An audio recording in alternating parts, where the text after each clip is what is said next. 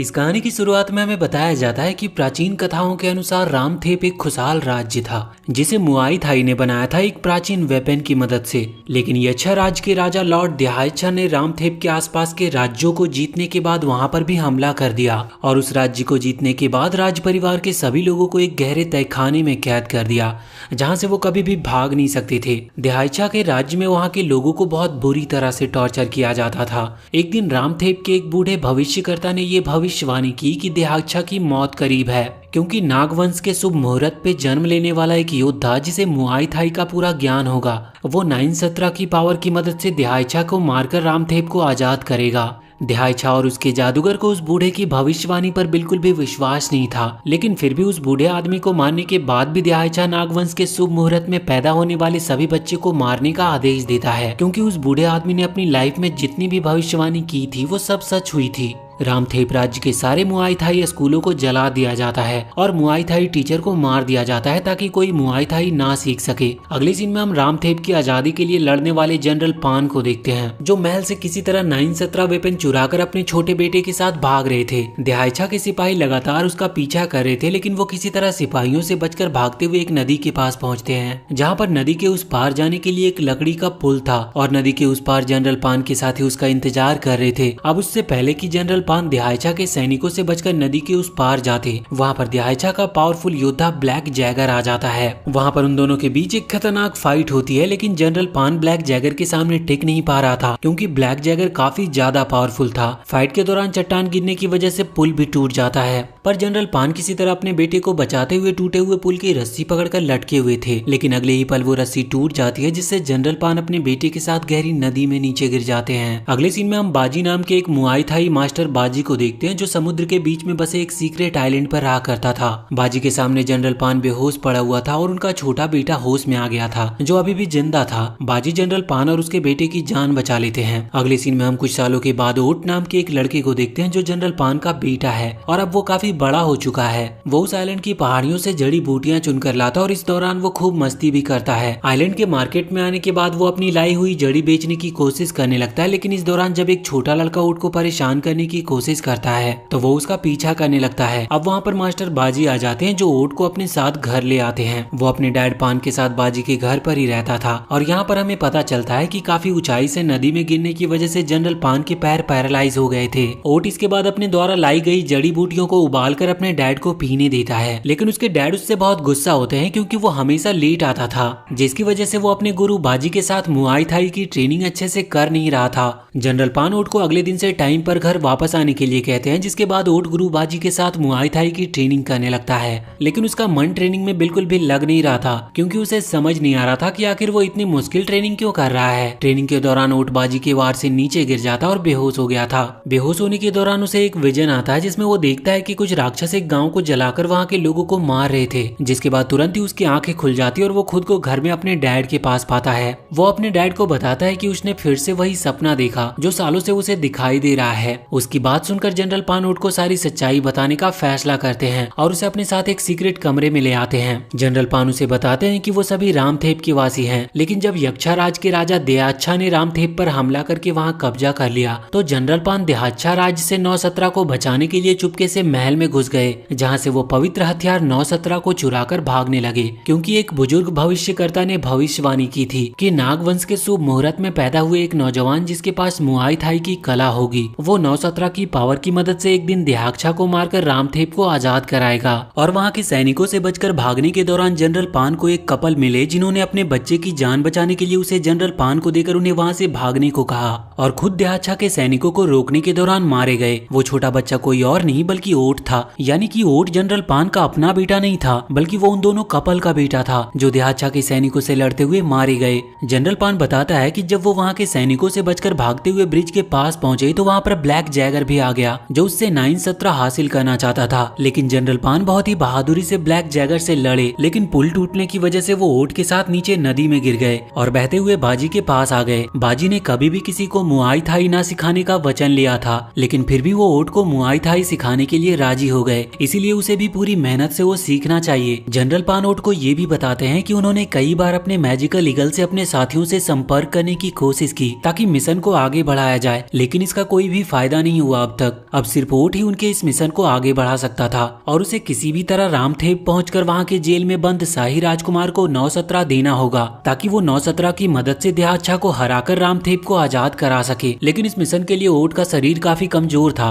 इसीलिए उसे मुआई थाई की हार्ड ट्रेनिंग की जरूरत थी। सारी बातें पता चलने के बाद ओट मुआई थाई सीखने का फैसला करता है, क्योंकि अब वो अपने मरे हुए पेरेंट्स और जनरल पान के मिशन को आगे बढ़ाना चाहता था। और अगले दिन ओट ट्रेनिंग के लिए बाजी से भी पहले ही पहुंच जाता है और खुद से ट्रेनिंग करना शुरू कर देता है। जनरल बाजी की देख रेख में ओट मुआ थाई की ट्रेनिंग लेना शुरू कर देता है। मास्टर बाजी अलग अलग तरीके से उसे मुआई थाई की ट्रेनिंग दे रहे थे, जिसके बाद ओट हार्ड ट्रेनिंग और महीनों की मेहनत के बाद पूरी तरह से मुआई थाई सीख भी लेता है और अब वो शारीरिक रूप से भी काफी मजबूत हो गया था। एक मुआई थाई फाइटर होने की वजह से ओट के लिए सबसे जरूरी था कि वो फाइट के दौरान अपना ध्यान केंद्रित कर सके, इसीलिए वो बौद्ध मॉन्क से मेडिटेशन की ट्रेनिंग भी लेता है। बाजी और जनरल पान उसके मुआई थाई ट्रेनिंग पूरी होने से बहुत खुश थे। एक दिन जनरल पान का भेजा गया मैजिकल ईगल मैसेज लेकर सालों बाद वापस लौटता है और मैसेज से उन्हें पता चलता है कि उनका एक पुराना साथी सांग जनरल पान से मिलना चाहता था। अगले दिन मास्टर बाजी सांग को लेने जाते हैं और जब सांग बाजी के साथ उनके सीक्रेट आइलैंड में आता है तो पूरी तरह से हैरान रहता है, क्योंकि उस जगह को देहाच्छा के डेमन कभी भी ढूंढ ही नहीं सकते थे। सालों बाद सांग से मिलकर जनरल पान बहुत खुश था। सांग जनरल पान को बताता है कि वो अपने साथियों के साथ देहाच्छा से बचने के लिए रामथेप राज से दूर चला गया था, जिसकी वजह से उसे पान का मैसेज नहीं मिल पा रहा था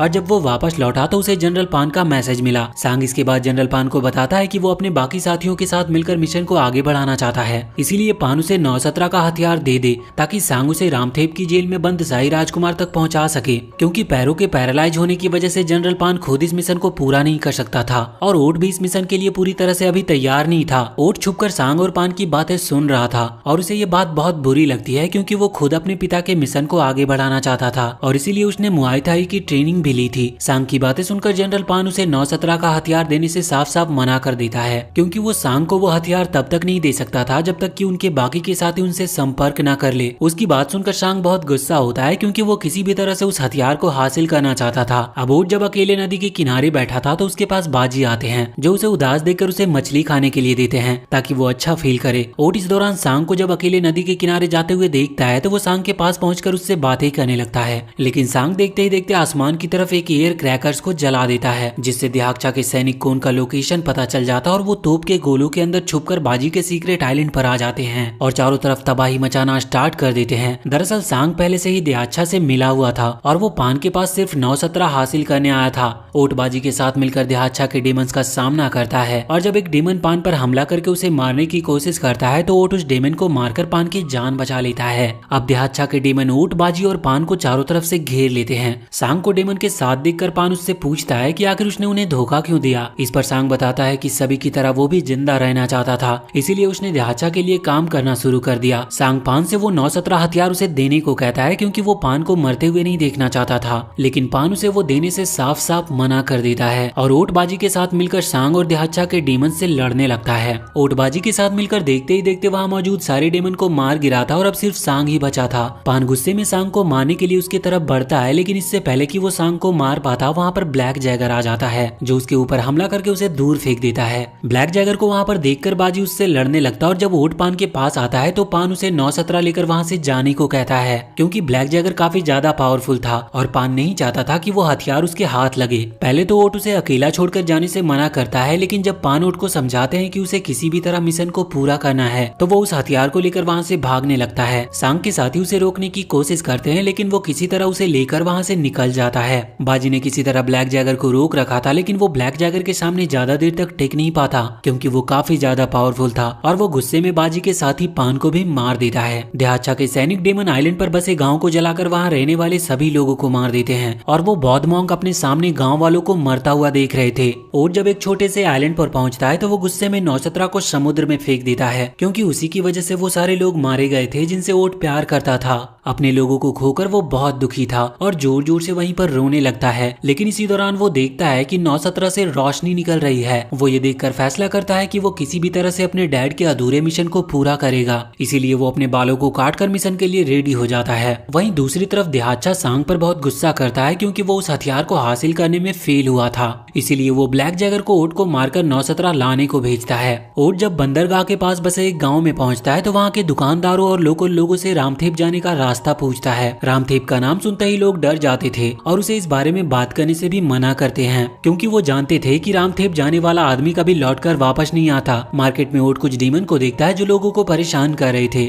और वो नोटिस करता है कि एक व्हाइट मंकी उसका पीछा कर रहा है। और जब वो अपने हथियार को चेक करता है तो उसे पता चलता है कि उस व्हाइट मंकी ने 917 को खाने का सामान समझकर ओट के पास से चुरा लिया था। वो उसे हासिल करने के लिए व्हाइट मंकी का पीछा करने लगता है और व्हाइट मंकी ओट से बचकर भाग रहा था। अब तभी उस मंकी पर एक रेड डीमन हमला कर देता और व्हाइट मंकी को अपने साथ अपने शिप में लेकर वहाँ से जाने लगता है। ओट भी उसके पीछे किसी तरह बहुत मुश्किल से उसकी शिप पर चढ़ गया था। शिप में आकर वो देखता है कि उसमें बहुत सारे डीमंस मौजूद थे और उन्होंने एक लड़की को बंदी बना रखा था। वो व्हाइट मंकी को ढूंढते हुए एक कमरे में आ जाता है जिसमें व्हाइट मंकी और रेड डेमन मौजूद थे। वो देखता है कि रेड डेमन व्हाइट मंकी पर हमला कर रहा है, इसीलिए वो उस मंकी को बचाने के लिए रेड डेमन पर हमला कर देता है। लेकिन इसके बाद वो मंकी भी ओट पर ही हमला करने लगता है। वो ये देखकर पूरी तरह से हैरान था और यहाँ पर उसे पता चलता है कि रेड डेमन व्हाइट मंकी को मारने की कोशिश नहीं कर रहा था, क्योंकि वो दोनों एक दूसरे के दोस्त थे और खाने के लिए आपस में वो लड़ रहे थे। ओट जब उस रेड डेमन को बताता है कि व्हाइट मंकी ने उसका पवित्र वेपन चुरा लिया है तो रेड डेमन व्हाइट मंकी पर बहुत गुस्सा होता है, क्योंकि व्हाइट मंकी अक्सर लोगों की चीजें चुरा लिया करता था, जिसकी वजह से रेड डेमन को काफी प्रॉब्लम्स होती थी। उनकी आवाज सुनकर अब शिप के सारे डेमंस भी वहाँ पर आ गए थे।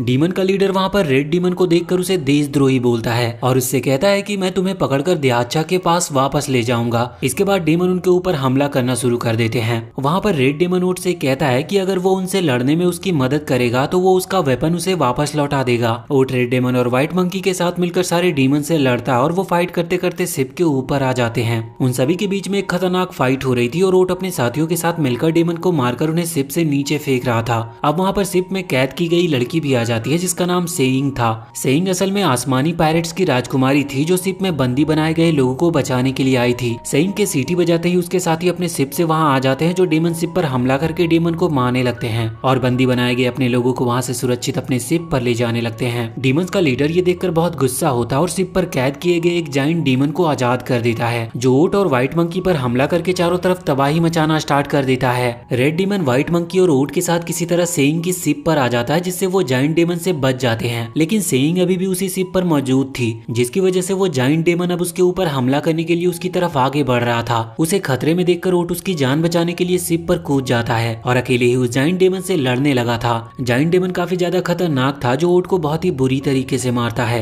ओट के घायल होने के बाद वो जायंट डेमन एक बार फिर से सेइंग को मारने के लिए उसकी तरफ बढ़ने लगता है, पर एक बार फिर से उसे बचाने के लिए ओट जायंट डेमन के सामने आ गया था। लेकिन इससे पहले कि वो जायंट डेमन ओट को मारता, व्हाइट मंकी के पास वो 917 वेपन में से रोशनी आने लगती है और वो वेपन ओट की बॉडी से जुड़ जाता है, जिससे ओट पहले से काफी ज्यादा पावरफुल बन गया था। और पावर के मिलने के बाद ओट उस जायंट मॉन्स्टर को बुरी तरीके से मारता है और उसे पूरी तरीके से खत्म कर देता है, लेकिन इस दौरान वो खुद भी बेहोश हो जाता है। सेइंग इसके बाद ओट के साथ अपने शिप पर वापस आ जाती है और डीमन का शिप एक पहाड़ से टकराने की वजह से पूरी तरह से डिस्ट्रॉय हो जाता है। अगले सीन में हम ब्लैक जैगर को देखते हैं जो डीमन के टूटे हुए शिप के मलबे में आसमानी डाकुओं के वेपन को देखकर समझ जाता है कि जरूर उस आसमानी डाकुओं ने ही उस शिप पर हमला किया होगा, इसीलिए वो आसमानी पायरेट्स को ढूंढने के लिए निकल पड़ता है। वहीं इधर जब ओट को होश आता है तो वो खुद को शिप के एक पिंजरे में पाता है। दरअसल सेइंग ने ही उन तीनों को पिंजरे में कैद किया था क्योंकि वो उन तीनों के ऊपर विश्वास नहीं कर सकती थी। व्हाइट मंकी ओट से पूछने लगता है कि आखिर उसे 917 वेपन कैसे मिला। इस पर रेड डीमन बताता है कि वो एक ऐसा मैजिकल वेपन है जो उस व्यक्ति के साथ मिलकर सुपर पावर में बदल जाएगा,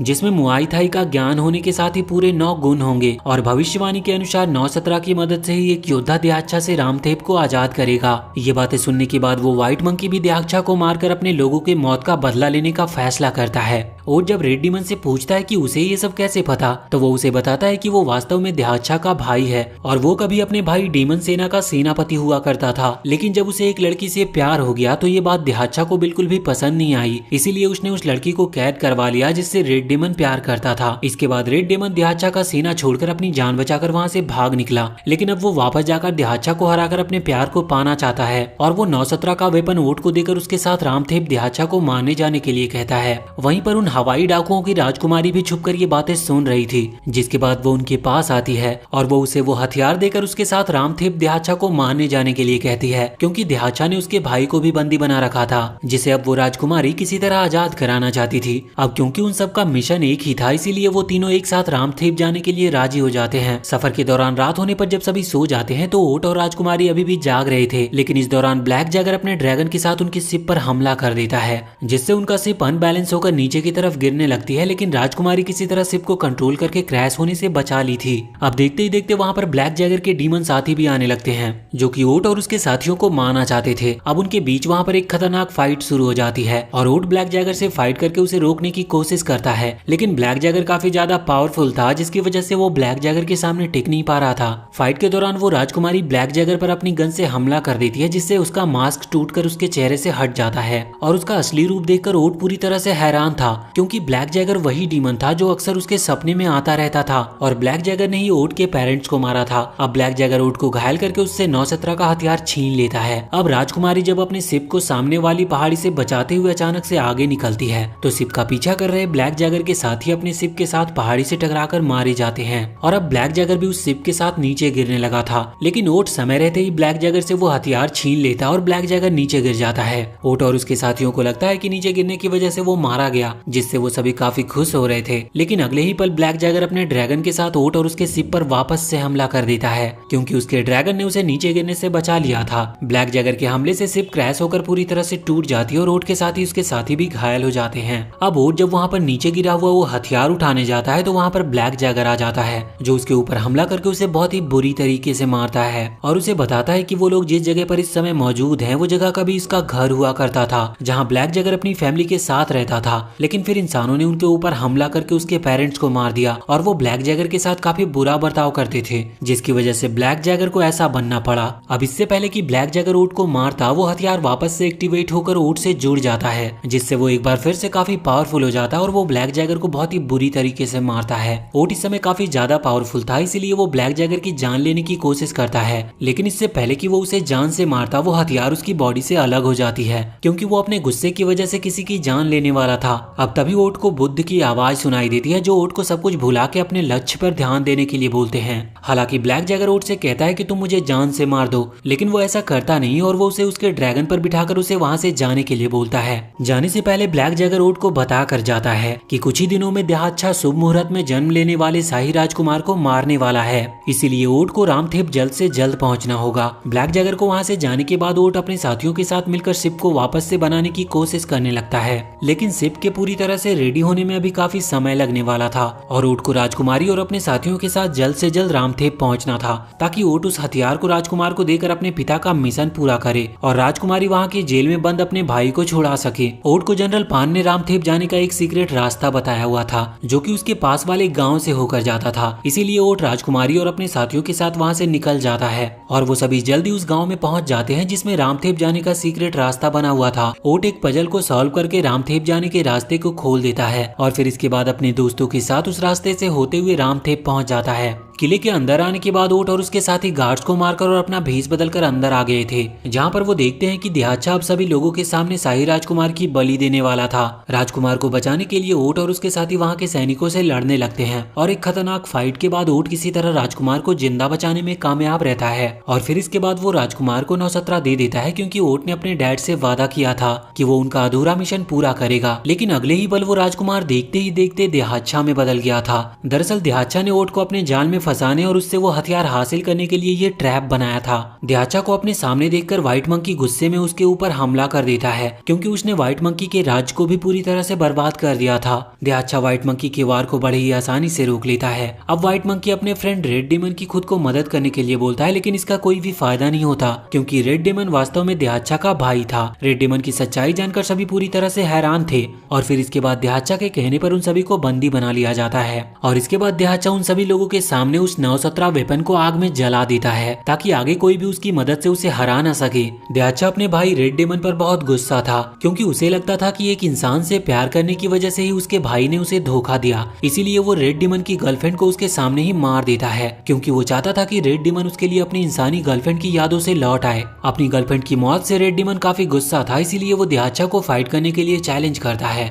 और उनके बीच में एक खतरनाक फाइट होती है वहाँ पर। अब क्योंकि देहाच्छा रेड डेमन से काफी ज्यादा पावरफुल था, इसीलिए वो उसे बहुत बुरी तरीके से मारता है। ओट इधर अब धीरे धीरे उस आग की तरफ बढ़ने लगता है जिसमें नौसत्रा जल रहा था, क्योंकि वो सिर्फ उसी की पावर की मदद से ही दिहाचा को हरा सकता था। लेकिन दिहाचा ये देखकर ओट की तरफ उसे मारने के लिए बढ़ता है, लेकिन अगले ही पर वहाँ पर ब्लैक जैगर आ जाता है जो उसके ऊपर हमला करके ओट को आजाद कर देता है। ब्लैक जैगर को अपने खिलाफ फाइट करता देखकर दिहाचा बहुत गुस्सा था और वो ब्लैक जैगर को भी बहुत बुरी तरीके से मारता है। वहीं दूसरी तरफ ओट ने नौसत्रा को हासिल कर लिया था, जिसे देखकर दिहाचा गुस्से में ओट पर हमला करता है और उसके एक ही वार से ओट मारा जाता है। ओट के मरने से उसके दोस्त बहुत दुखी थे, लेकिन अगले ही पल अब नागवंश के शुभ मुहूर्त में आसमान में तारे टिमटिमाने लगते हैं और देखते ही देखते ओट फिर से एक बार जिंदा हो जाता है और उस वेपन की पावर एक्टिवेट होकर ओट की बॉडी से जुड़ गई थी। सभी लोग ये देखकर पूरी तरह से हैरान थे कि ओट ही वो राजकुमार है जो भविष्यवाणी के मुताबिक दिहाचा को मारेगा। अब वहाँ पर उन दोनों के बीच एक खतरनाक फाइट शुरू हो जाती है जिसमें ओट अपनी मुआई थाई की पावर की मदद से दिहाचा को बहुत ही बुरी तरीके से मारता है।